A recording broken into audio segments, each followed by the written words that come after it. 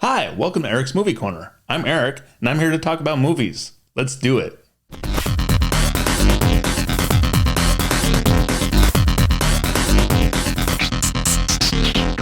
Tis the season to be talking about holiday movies. So today we're going to be talking about a Christmas classic, Die Hard. Now, I know that a lot of people like to argue online about whether or not Die Hard is a Christmas movie or not. However, the company that owns the movie in 2018, when they released the 30th anniversary edition for the movie, called it the greatest Christmas story ever told. So the company that made the movie calls it a Christmas movie. It is a Christmas movie.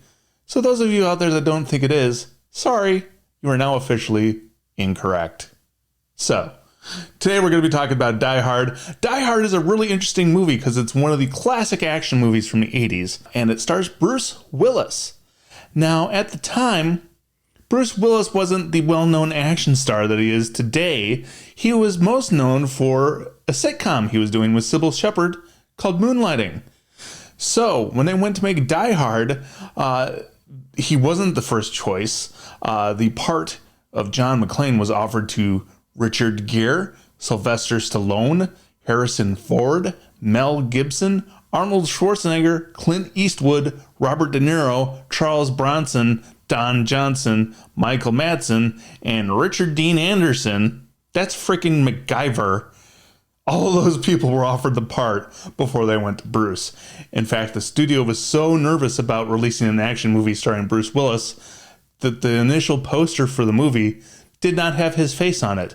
It just showed the building with an explosion on it. So, it was not a sure thing going into it that Bruce Willis was going to be able to helm an action movie. However, at this point, it spawned 4 sequels and is watched by many, many people every year. So I would say it was a hit. So Die Hard is a fantastic movie. Came out in 1988. Stars, of course, Bruce Willis. Alan Rickman, rest in peace, sir. We miss you. And Bonnie Bedelia, who plays the part of John McClane's wife. Now, this movie was interesting for a couple of reasons. This movie was interesting for a couple of reasons beyond just being a vehicle for Bruce Willis. It was interesting because this was made in an era that no longer exists. And if you watch this movie, at the very beginning of the movie, you're going to see some stuff that does not make any sense in 2021. First thing that does not make sense, people smoking everywhere. Second thing that does not make sense, Bruce Willis on a commercial flight in coach with a gun. And he just says to somebody who spots the gun, "Don't worry, I'm a police officer." Okay there, Bruce. It's not how it works today. So this is a movie from an era gone by. No cell phones. So that's one thing to keep an eye on when you're watching this movie. Also, this movie's rife with one-liners. You've heard some, I'm sure, over the years. May not know where it comes from. I'll be getting into some of those later with some clips. So, Die Hard is a great action movie.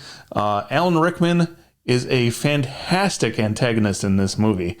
This was his first role in a movie. He had arrived in Hollywood 2 days prior and actually was very hesitant about taking this role as his first role in a movie as a bad guy in an action film because he was afraid he would get typecast.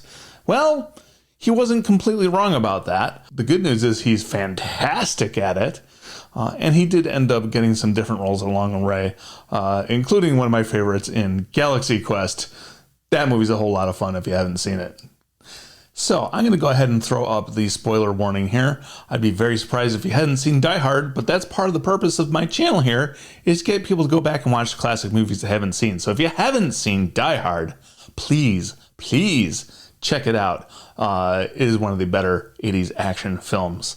Now that we're past the spoiler alert, I'm going to run some clips with you. First clip I'm going to show to you here is the one where John McClane takes out one of the bad guys and takes his Uzi and sends the body back down to the level where the terrorists are at to send them a message.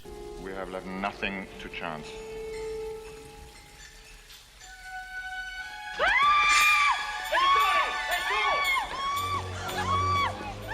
Get them back. Knock them out. Now I have a machine gun. Ho, ho, ho.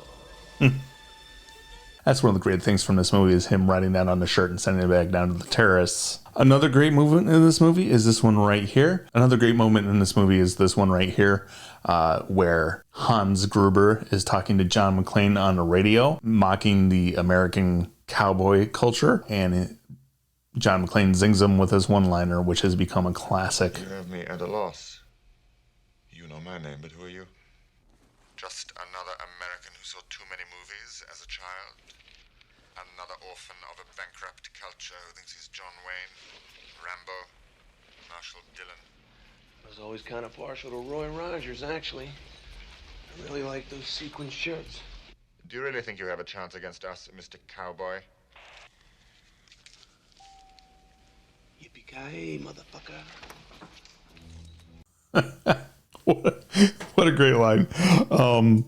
Yeah. So that's where that line, if you've heard anybody say that and didn't know where it came from, it's this movie. Another classic moment in this movie is when in Escaping from the Bad Guys, John McClane ends up in the air ducts of the building, just unhappy with the situation, and comes up with this while he's crawling around.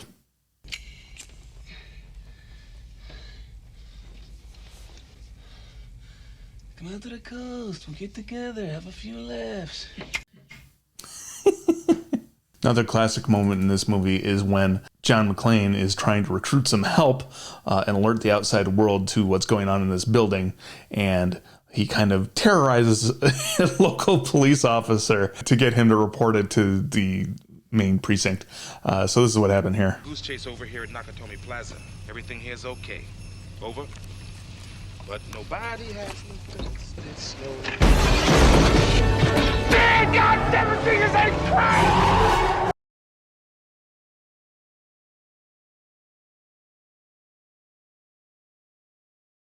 Welcome to the party, pal! Police on the automatic rifle fire in Nakatomi! Now, goddammit, now! Oops. Yeah. Sorry, Al, but you're in it now. One of the other great moments from this movie is this is probably one of the most iconic hero jumping away from explosion shots you'll ever see in a movie right here. John McClane has just cleared a bunch of hostages off the roof, but the helicopter is the FBI, but you think he's a bad guy because he was firing an automatic weapon into the air. So he's between a rock and a hard place and has to find a way to get out of this situation because he knows the roof is about to blow. So we get this scene right here.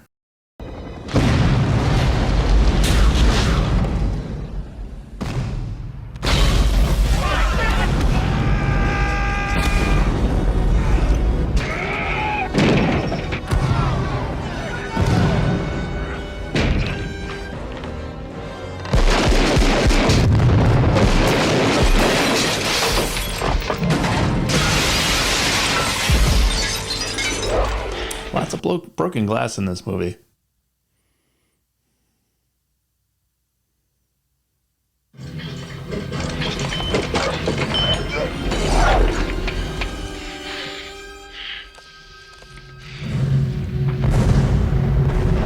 By the way, all the explosions in this movie are practical. They actually made these explosions at the building.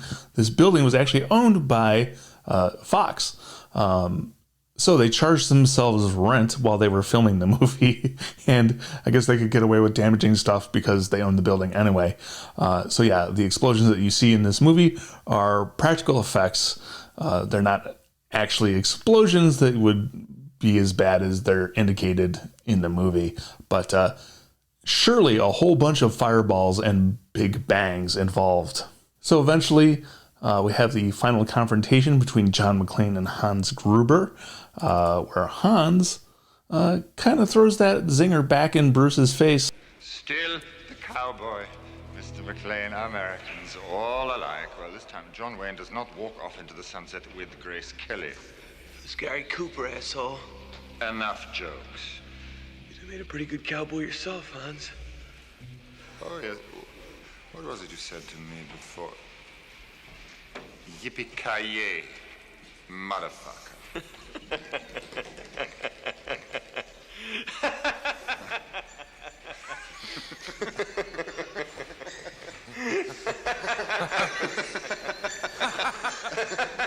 Hear the sleigh bells? Christmas movie.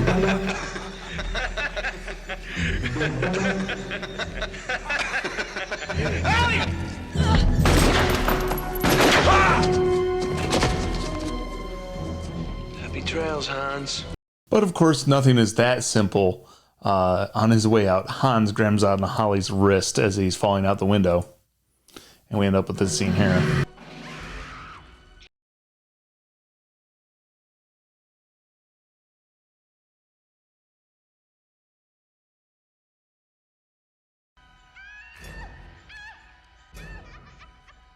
This look on Alan Rickman's face here was generated by, of course this is a blue screen, but when they dropped him, they had him in a harness and they told him they were going to count to 3 and then drop him. And they actually dropped him on 2. So the look of surprise on his face is genuine. Well, I hope that's not a hostage. Hope that's not a hostage. Splat. So after all of that, there's a couple other things that happen, but I'm not going to show them to you. Because just watch the movie. You should watch the movie anyway. But at the very end of the movie here, of course, the jerk reporter who not only did unethical things to gain access to John McClane's children to interview them on live television, but actually gave his identity away and put everybody's life in danger in a hostage situation. Yeah, thanks, buddy. At the end of the movie, he shows up and has the audacity to try and get an interview, and this is what happens here. Mr. McClane, now that it's all over after this incredible ordeal, what are your feelings? Yeah! That's awesome. I love it. Yeah, there we go. Die Hard. Definitely a Christmas classic. A fantastic action movie. One of my all-time favorite movies, and really spawned Bruce Willis's action career in movies. So I hope you enjoyed listening to me talk about it today. If you did, please give me a like below, comment, hit subscribe, and the notification button so you know when I post something new. Thanks for coming to Eric's Movie Corner. We'll see you next time.